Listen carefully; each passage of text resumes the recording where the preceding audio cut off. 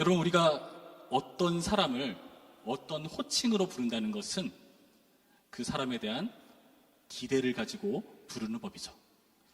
부모님께서 여러분을 낳으시고 이름을 지어주실 때 그냥 아무렇게나 짓지 않았을 겁니다. 여러분의 이름의 뜻 다 알고 계신가요?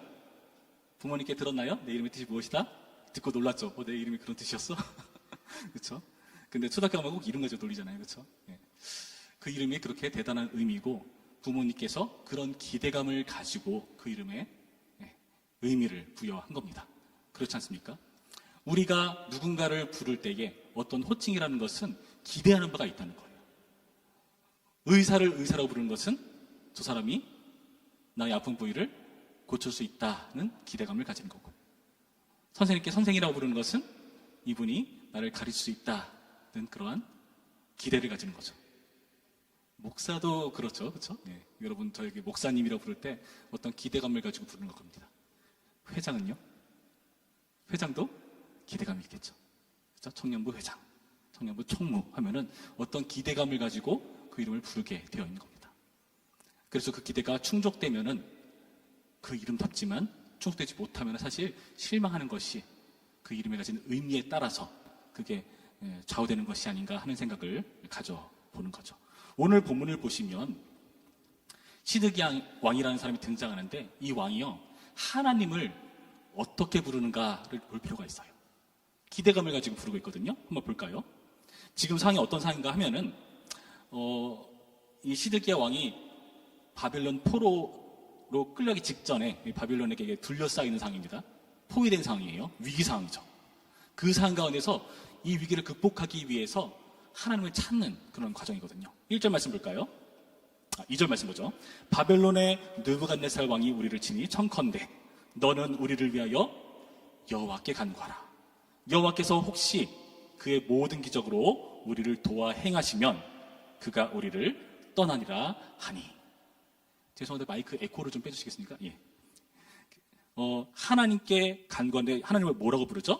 여호와라고 부르고 있어요. 여러분, 여호와 많이 들어봤죠? 성경에서 하나님의 이름을 거론할 때 다양한 이름들을 사용합니다. 그런데 그 이름을 사용할 때 여러분 그냥 지나치지 마시고, 왜 하나님의 여러 가지 이름이 있는데 이 본문에선 왜 이 이름으로 부르는 걸까를 여러분 좀 생각할 필요가 있어요.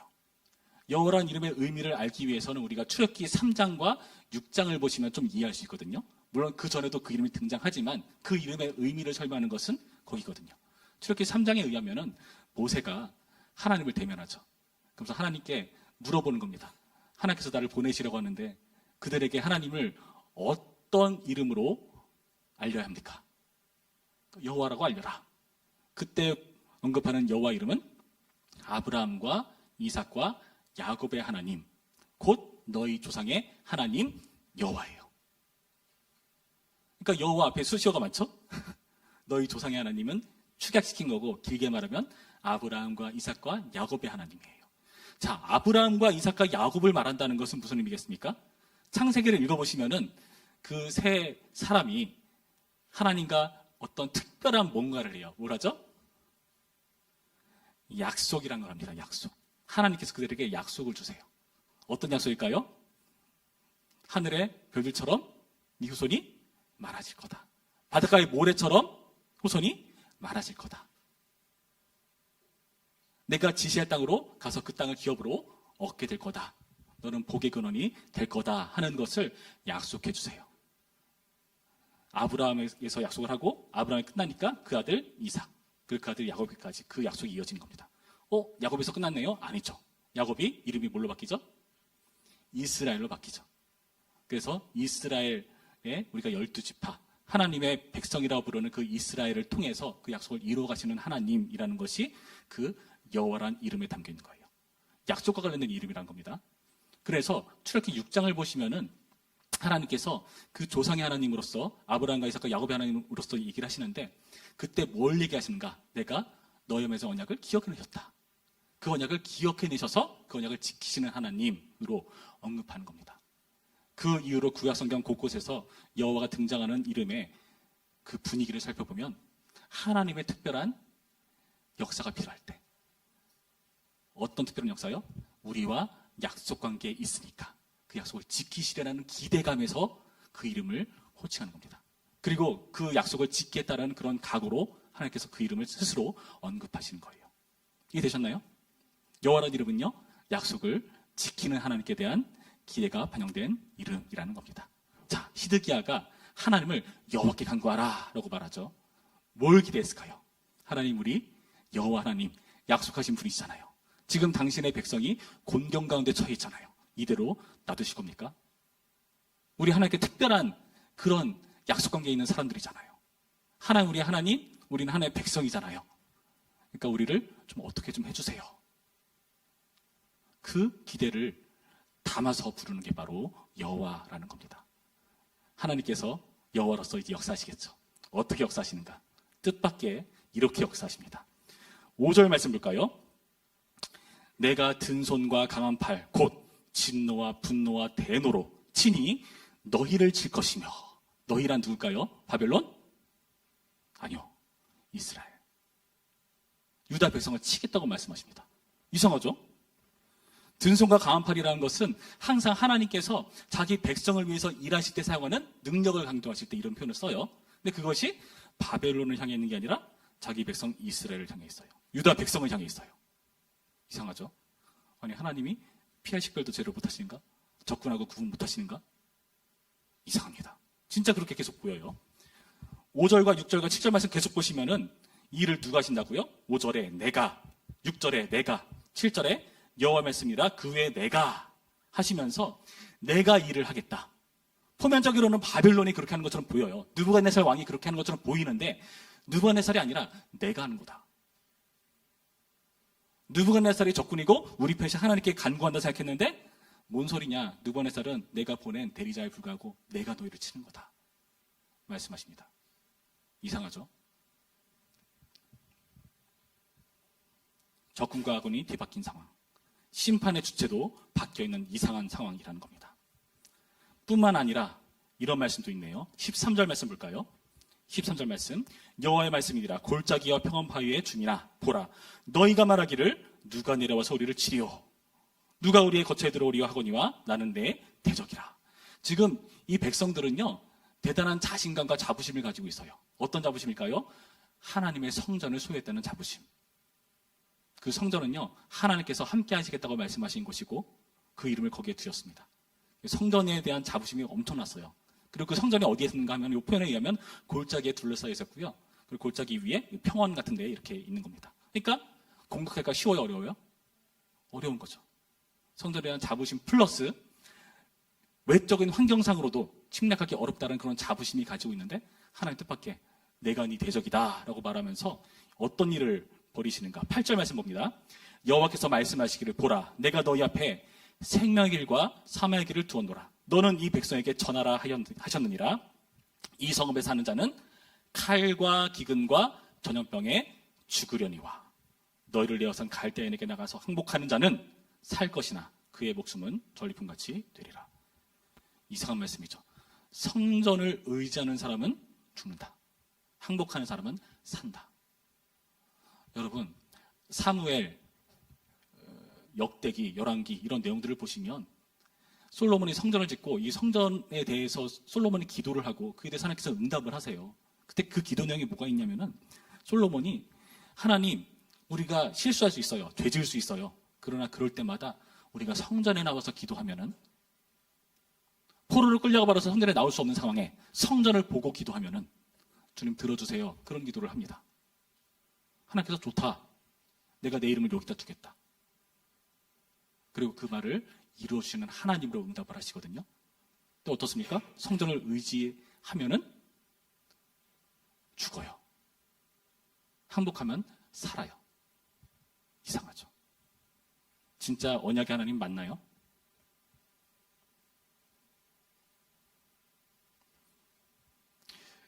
사실 우리가 하나님에 대한 이미지를 그릴 때 항상 좋은 분으로 그리잖아요. 좋은 분이세요. 당연히 좋은 분이신데 여러분이 생각하는 그 좋은 분의 이미지를 좀 깰 필요가 있습니다. 여러분이 생각하는 좋은 분은 뭔가요? 할아버지가 손주에게 하듯이 마냥 잘해주는 그런 어른? 여러분 그거 좀 깨부술 필요가 있습니다. 하나님은 좋으신 분인데요. 그것과 좀 다른 우리가 생각한 것과 다른 선하신 분이시라는 겁니다. 하나님은 언약의 하나님 맞습니까? 맞아요. 지금 여기 있는 행동들이 하나님께서 언약의 근거에서 하시는 행동입니다. 4절 말씀 다시 볼까요? 이스라엘의 하나님 여호와께서 이와 같이 말씀하시되 하시면서 너네를 칠 거다라고 말하는 거예요. 자기를 뭐라 부르시죠? 이스라엘 하나님 여호와. 언약의 이름을 스스로 언급하십니다. 11절 말씀 보시면은 뭐라고 되어 있습니까? 유다 왕의 집에 대한 여호와의 말을 들으라. 여호와께서 이와 같이 말씀하시니라. 다윗의 집이여 하면서 너는 아침마다 정의롭게 판결하여 탈취당한 자를 압박자의 손에서 건지라. 그리하지 않으면 너희의 악행 때문에 내 분노가 불같이 일어나서 사르리니 등이 끌 자가 없으리라. 지금 백성들을 유다 왕의 집, 다윗의 집이라고 부르는 거죠. 그들의 그 왕권을 그렇게 부르는 겁니다. 그러면서 너희들 그 잘못한 것을 고쳐야 된다라고 말씀하고 계시는 거예요. 여전히 유다의 집, 다윗의 집. 무슨 말이죠? 내 언약 안에 있는 내 백성으로서 지금 하나님께서는 그들에게 말씀하고 계시다는 겁니다. 언약에 신실한 하나님이 맞다고 말씀하세요. 그럼 뭔가? 언약의 하나님, 나와 관계 있는 하나님이면 마냥 내가 승승장구하게 해주셔야 되고 잘 풀리게 해주셔야 되고 그걸 기대하는데 나 언약의 하나님 맞아. 그러니까 너네는 좀 혼나야 돼. 치시는 하나님, 여러분 어떻게 받아들이겠습니까? 여러분, 지금 하나님께서 이렇게 말씀하시는 것은요, 약속의 근거에서 하는 행동이 맞습니다. 사무엘하 7장 12절 말씀 보시면은 이런 말씀이 있어요. 7장 12절 말씀 제가 읽어드립니다. 내 수완이 차서 내 조상들과 함께 누울 때에 내가 내 몸에서 날 내 씨를 내 뒤에 세워 그의 나라를 견고하게 하리라. 여기서 너라는 것은 다윗을 말해요.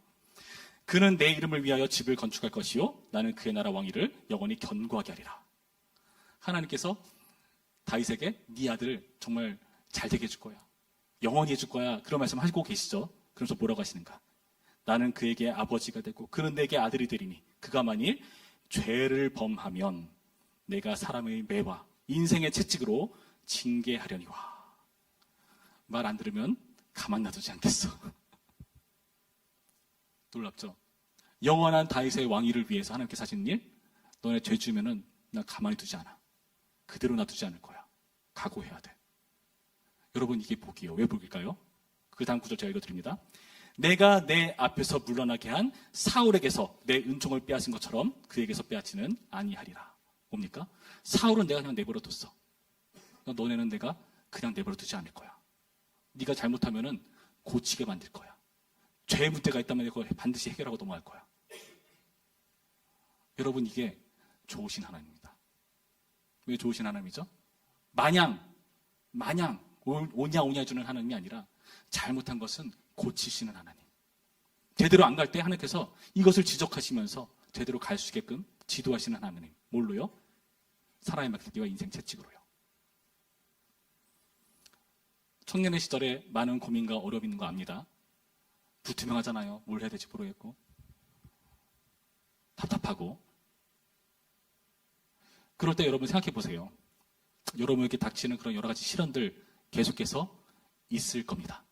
아마 점점 더 커지고 심해질 거예요.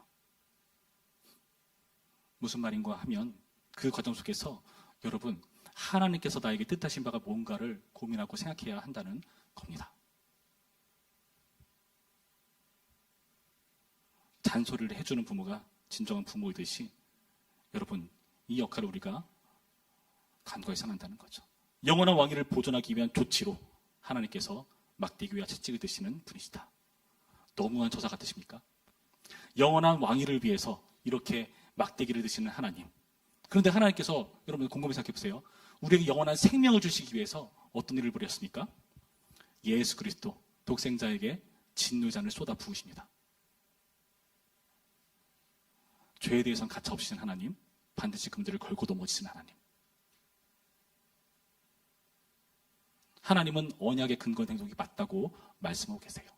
그러면서 오히려 대물으십니다. 뭐로 대물으십니까? 니네가 언약 백성 탐나 다시 한번 생각해봐라. 아까 읽었잖아요.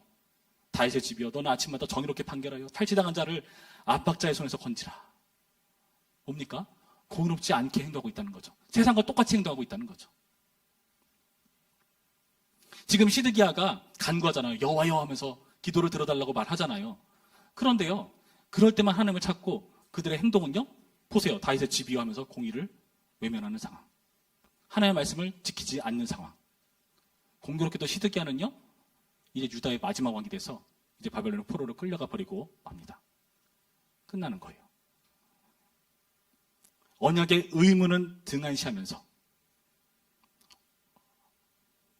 언약의 혜택만을 바라는 그런 모습을 여러분 지금 하나님께서는 지적하고 계시다는 거예요.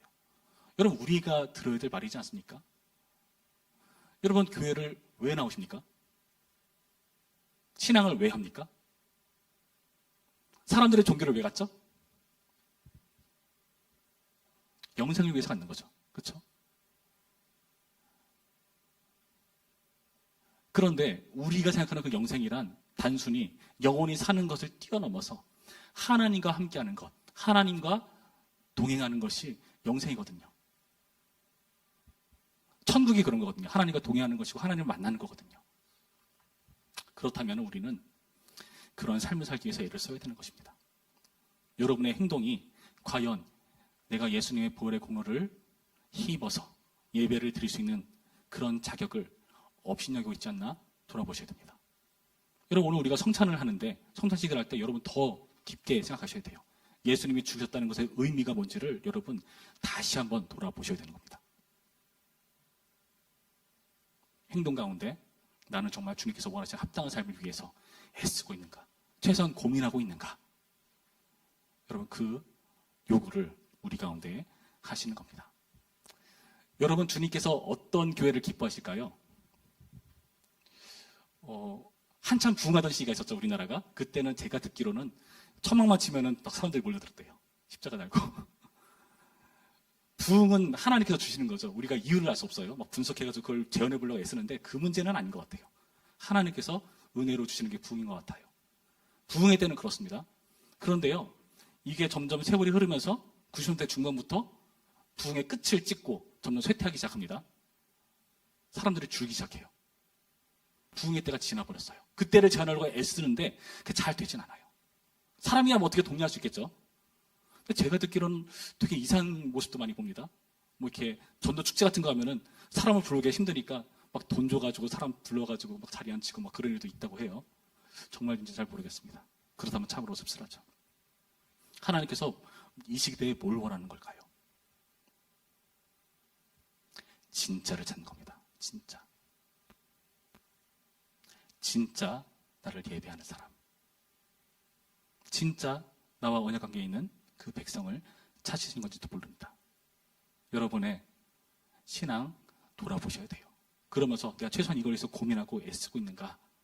오늘의 말씀을 통해서 언약에 신실하셔서 자기 아들을 주기까지 하시는 그 놀라우신 신실한 언약을 이루시는 하나님의 각오 앞에 여러분 우리를 돌아보셔야 됩니다. 물론 우리는 예수님 이름 인정하면 나갈 수 있죠. 맞죠? 신학적이죠? 성경적이죠? 맞아요. 그런데 거기에 숨지 마시고 부끄러울 줄 알아요. 최소한. 그게 진정한 구원받은 자의 마음 아니겠습니까? 오늘의 말씀을 통해서요, 우리가 이러한 모습들을 회복했으면 좋겠습니다. 저는 우리 청년부에서 진짜가 많아졌으면 좋겠어요. 진짜. 사람 많아지는 거요? 아, 물론 좋죠. 많아지면 기분 되게 좋아요. 되게 힘도 나고 전적인 분위기도 좋고 괜찮아요. 근데 그보다 더 중요한 것은 뭐냐? 진짜가 되셔야 됩니다. 하나님께서 보시기에 수많은 사람들이 예배하지만 그 중에 진짜가 누구인가를 주목하시겠지 않을까요? 우리의 중심을 보시는 하나님께서 말이죠. 여러분, 그 진짜가 되시기 바랍니다. 그래서 이 언약 안에서 참다운 복을 누리는 우리 모두가 되기를 주님의 이름으로 축원합니다. 기도하겠습니다. 참 좋으신 하나님 은혜를 감사드립니다. 이처럼 우리 가운데 함께 하셔서 우리와 언약을 다시 한번 돌아보게 하시고 그 언약에 신실하신 하나님처럼 우리에게도 그 언약에 신실할 것을 요구하시는 하나님을 생각해 봅니다. 언약을 지키기 위해서 아들을 죽이시는 하나님, 그리고 우리에게 그 예수 그리스도의 보혈의 공로를 입은 자답게 거룩하고 성결한 삶을 살기로 요청하시는 하나님의 요구 앞에 나의 모습은 진짜인가 가짜인가를 돌아봅니다. 주여 도우셔서 이 역할을 등이 감당할 수 있도록 인도하여 주시옵시고 주님의 일들을 감당하는 부족함대로 채우시고 도와주시옵소서. 감사드리며 예수님의 이름으로 기도했습니다. 아멘.